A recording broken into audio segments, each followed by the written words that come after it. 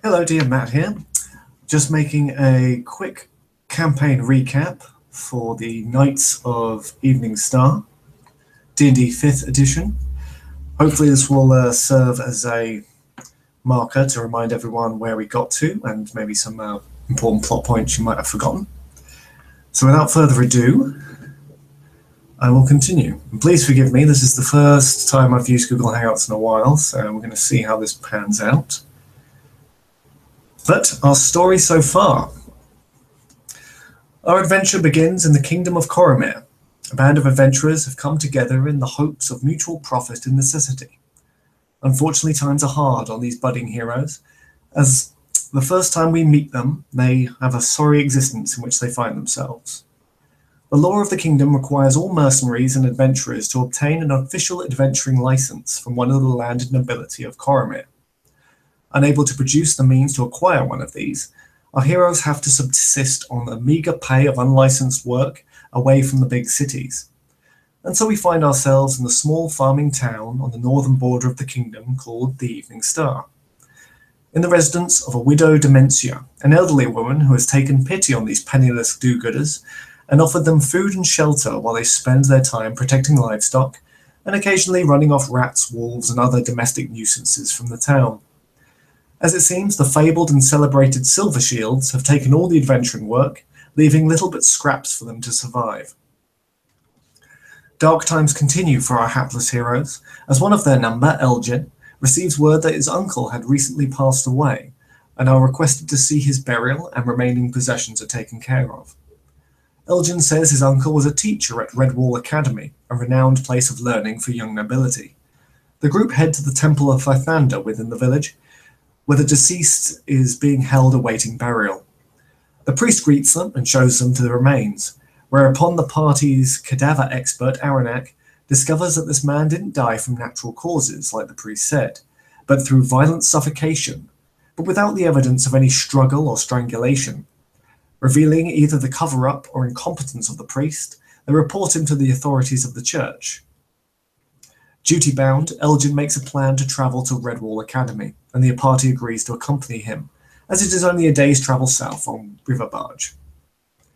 Approaching the high walls and elaborate stonework of this once military outpost turned academy, the party speak to Headmaster Rickard, who offers his condolences and allows the party to remain while they organize through the deceased's possessions, in the hopes of discovering what had happened.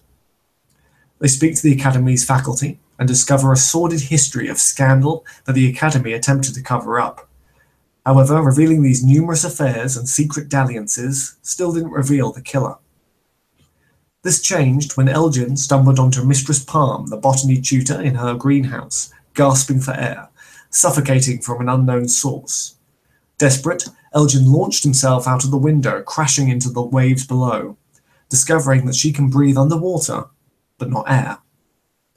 Further investigations revealed the would-be murderer was the art tutor Galt Meadows, whose devotion to his master pushed the halfling to kill any who would mock or question the history tutor Hanspear's greatness.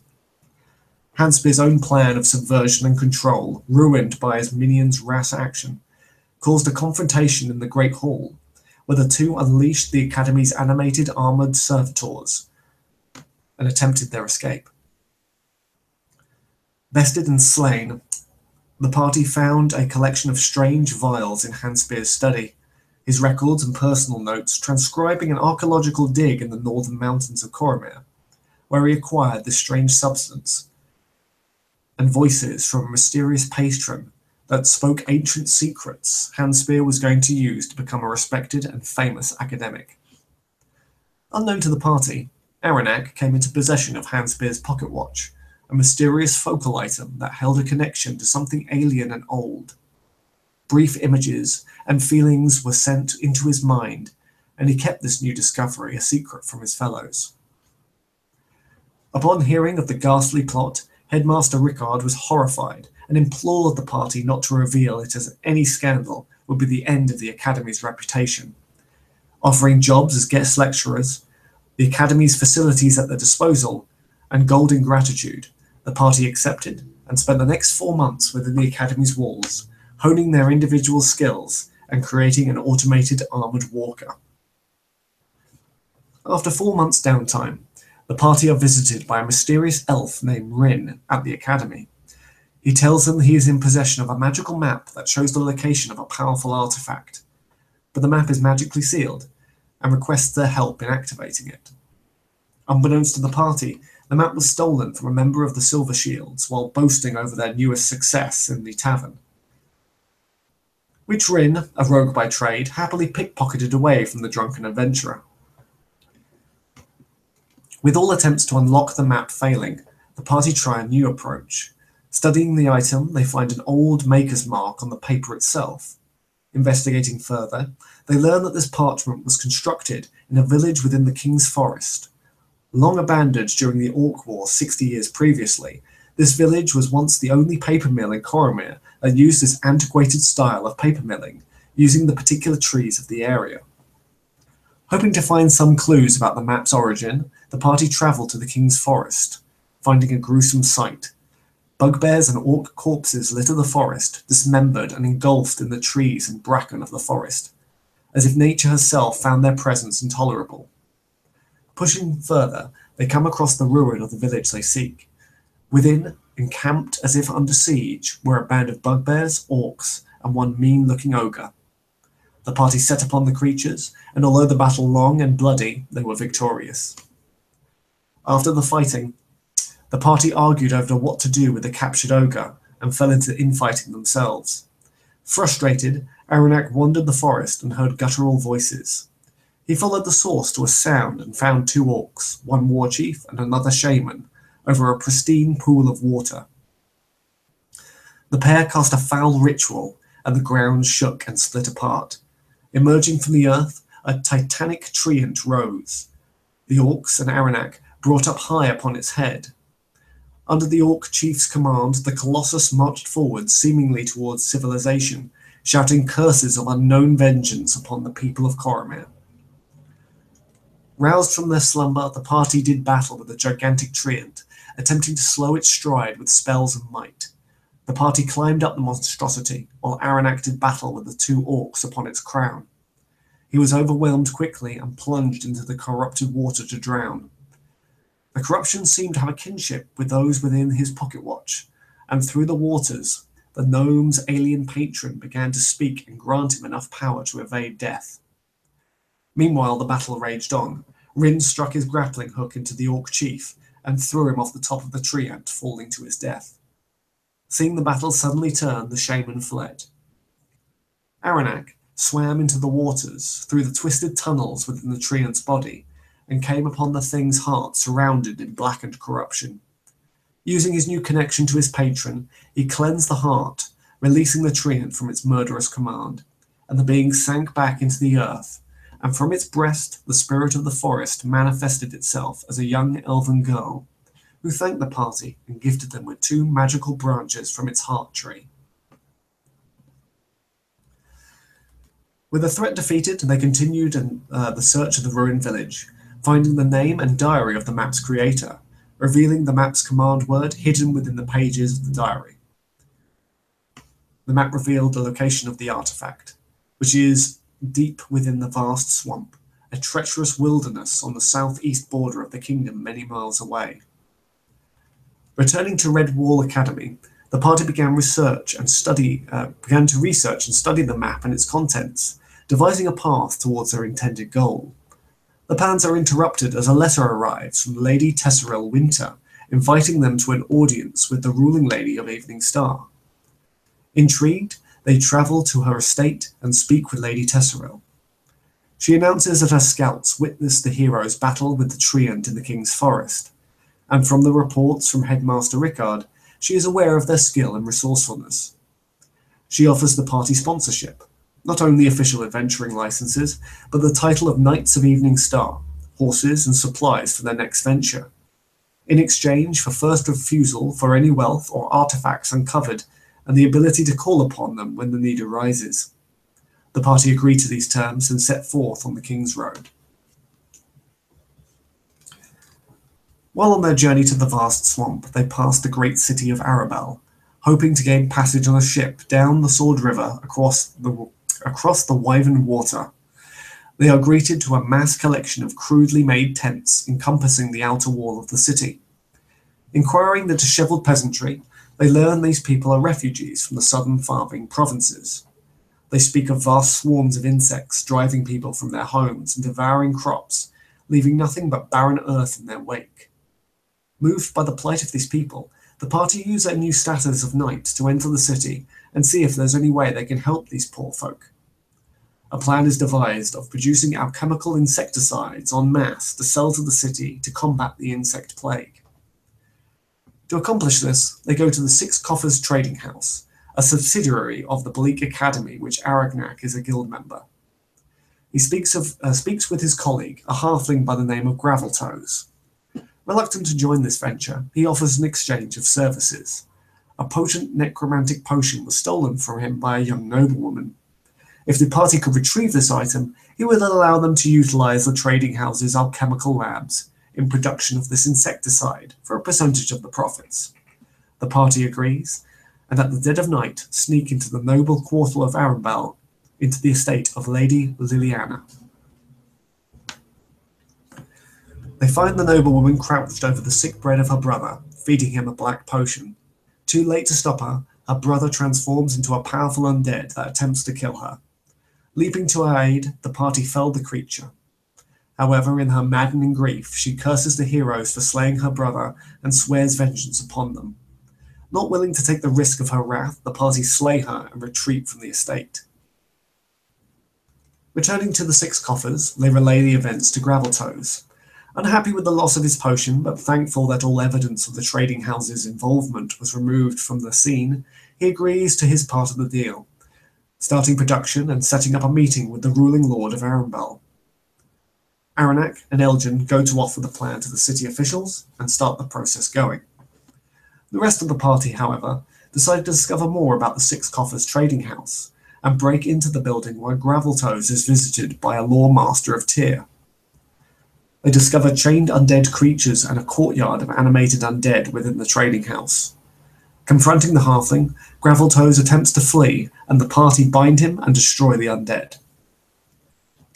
Heading to the watch house to report what they have discovered, they meet with Loremaster Dawn, a monk of Tyr, who detains the party for their suspected involvement with the murder of Lady Liliana. While imprisoned within the watch house jails, they come across a strange cellmate, a gnome druid by the name of Sparks, who seems to be all too familiar with the cells and the watch staff. With the help of Rin's impeccable disguise and silver tongue, the party escape the cells and flee from the city. Their new gnome ally shows them a clear escape route through the sewers and gives them safety in a druidic grove in a nearby woodland. Speaking to the natural spirits of the grove, Sparks is able to help the party locate the source of the insect plague and reveal his intentions to stop this corruption of natural balance. Together they ride towards the heart of the swarm.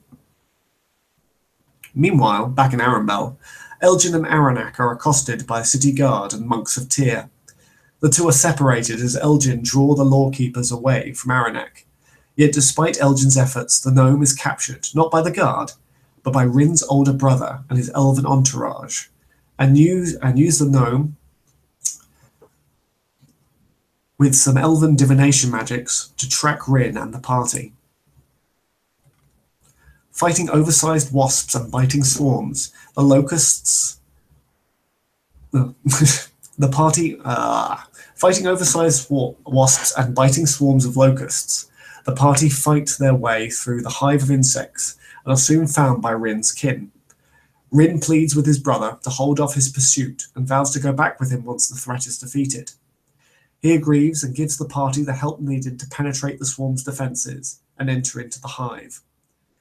Drowning most of the guardians of the hive with a magical water flask, the party delve into the nest, confronting the hive queen, a humanoid insect sorceress that through some fell magics control the swarm. She reveals a connection with the orc shaman in the Kingswood and attacks the party. Defeating the queen and her elite drones is no small task, and many of the party fall before she is ultimately slain.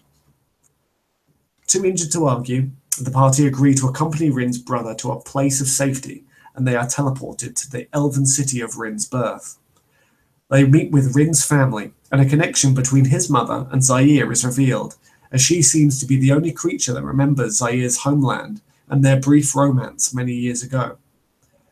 They have little time to ponder this revelation, as Rin's origins are revealed. His birthright and responsibility for the renewed survival of this community depend on Rin taking a journey to the Feywild and renew a pact with a powerful archfey. Reluctant at first, Rin comes to accept his role with the party, travelling through the Planar Gate and into the Feywild. Navigating this chaotic realm feels like a dream. Our heroes encounter strange and wondrous creatures, terrifyingly beautiful landscapes, and hideously enthralling groves. Rin makes a pact with several Fey creatures, including a giant owl-like being, promising the Fey that it may experience the material plane through his eyes at its whim. Overcoming insane trials made to test their wits, they reach a silver lake of immaculate beauty. A white-haired creature speaks to Rin and reveals the long-served pact between his people and her. He continues the agreement and takes the place of his mother as conduit between the planes, gain the ability to manipulate the mists that divide the Feywild to the material plane, at the cost of one day fading from existence and being one with the Fey mists. They are shocked, however, when they return to the Elven City. Rin, Sparks, and Aranak discover they're the only ones who remember the experience, and that 8 years have transpired in their absence. The elves are overjoyed at their return and prepare for the ceremony, making Rin the new conduit, expecting him to return home indefinitely to fulfill his role. With the aid of Rin's brother and mother, who gifts Zaire with a divine spirit steed, the party leave the Elven City, leaving Rin's brother in charge.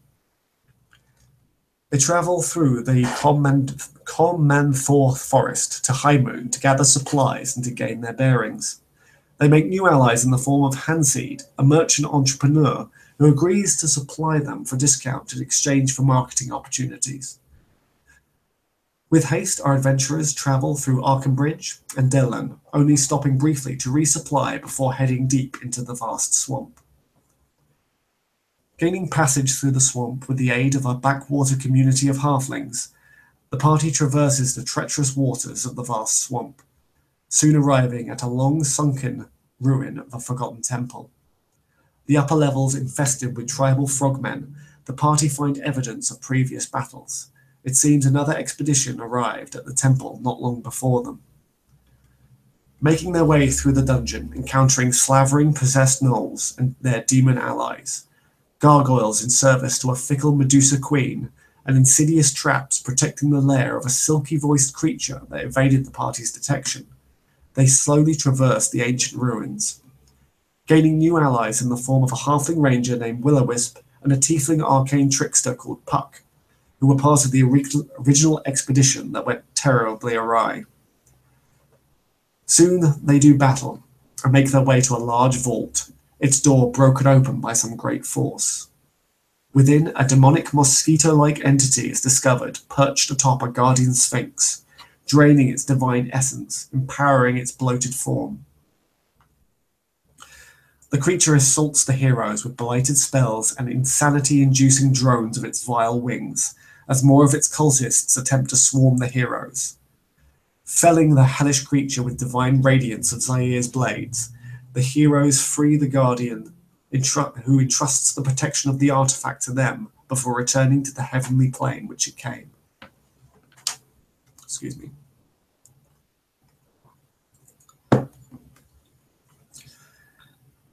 Heading behind the grand dais, the far wall of the vault is encrusted with precious stones, creating a mosaic of immense size and complexity that radiates divination magic. Taking the time to study this artifact, they discover that it has the ability to answer one question from each individual, showing them images of the answers they seek.